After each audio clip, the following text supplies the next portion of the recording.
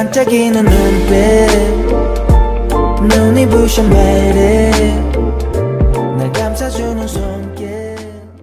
One day, Jin Soo Ji coincidentally meets her medical school classmate on the street. Suji, it's been a long time. How have you been? I've been well. It's great to see you after such a long time. At this moment, Suji's friend tells her something. By the way, your sister Naong, is she pregnant by any chance? Oh, Naong is pregnant, but why do you ask? Naong is receiving treatment at our hospital's obstetrics and gynecology department, not at your Haedeul Hospital. It's a bit strange, isn't it? That can't be true. Naong is receiving treatment at our Haedeul Hospital. Suji becomes suspicious of her friend's words. Today, I will tell you how Naong's punishment unfolds and how Suji discovers Naong's secret and exposes it to the world. When Kamari finds her lost son, Chae Woo Ri, her house is filled with warmth after a long time. She shed tears of joy to regain the lost time. However, their hearts are filled with complex emotions. I can't believe Yunwoo has really come back, mother. Kimari gently strokes Chae Woo Ri's face with tear-filled eyes. Mother, I'm so happy to see you again like this.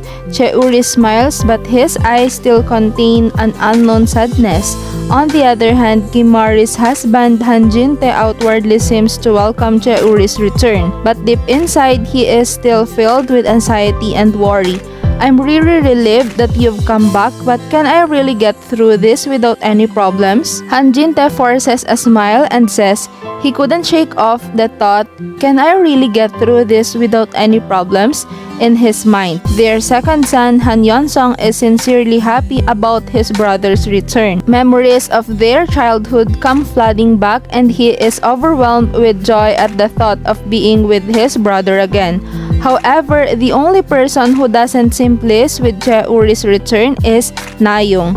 She senses that Chae Woo Ri's return will bring confusion to the family. Naong quietly sits in a corner of the living room and speaks to her husband with an anxious look in her eyes. I think we need to think about what we should do from now on. What are you talking about, Naong? Why are you worried when my brother has come back? Yeon-sung looked at his wife with a puzzled expression. Since Yunwoo came back, we might have to deal with a lot of things.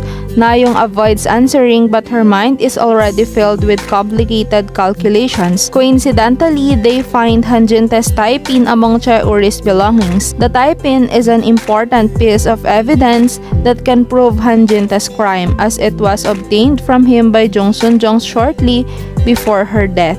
Han Jin-tae's face freezes for a moment and Naong realizes that the owner of the tie-pin is Han Jin-tae. She starts planning to blackmail him using the tie-pin to disrupt her plans. Now, I have to pressure father with this tie-pin to stop those who are interfering with my plans. Naong nods her head while speaking to herself. Han Jin-tae is furious at Naong's blackmail, but he is also afraid that his past crimes will be exposed when Chae Woo Ri returns. In the end, he has no choice but to join forces with Naong and cooperate with her plans. Don't push it too far, Naong. If this comes to light, we'll all be in big trouble. Han Jin-tae cautiously warns Naong. Don't worry, father. I will handle everything according to plan. Naong replies with a cold smile. However, even in the midst of her pregnancy, Naong is filled with envy and resentment towards others' misfortunes, and this stress begins to take a toll on her body. One day, she suddenly feels severe abdominal pain and collapses. What's happening? My baby! Naong cries out in fear and during the pain. Naong realizes the seriousness of her condition and decides to hide this fact by seeking treatment at a different hospital instead of her usual Haedeul Hospital. She receives a diagnosis of miscarriage at the hospital and is left speechless by the shock. However, Naong is determined to keep the miscarriage a secret. I can't say that I had a miscarriage. Everyone will abandon me.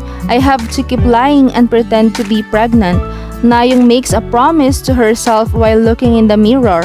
On the other hand, Jin Soo Ji, Naong's older sister, coincidentally meets her college classmate on the street. "Suji, it's been a long time. How have you been?" Her classmate greets her warmly. "Oh, it's been a while, but how is Naong doing? What has she been up to lately?" Suji's friend naturally brings up Naong's story. "Naong came to our hospital obstetrics and gynecology department for treatment not long ago, but she seemed a bit serious." Suji is taken aback by her friend's words. "At your hospital? Why did she suddenly go to a different hospital?" Suji finds it strange that her sister, who only received treatment at Haedeul Hospital, went to a different hospital. Suji starts to worry if something has happened to her sister. She asks her friend to find out what kind of treatment Naong received. The next day, Suji's friend calls and informs her that Naong received a diagnosis of miscarriage. Suji is shocked by the news. "Naong had a miscarriage?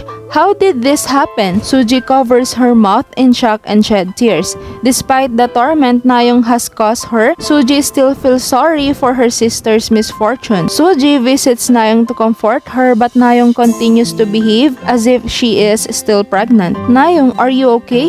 You don't look well." Suji carefully observes her sister's condition and asks, "I'm just a bit tired lately, that's all. Don't worry, the baby is growing well." Naong replies with a fake smile. Suji finds this suspicious and investigates further, eventually discovering that Naong is hiding the fact that she had a miscarriage and pretending to be pregnant. "'Cause you are beautiful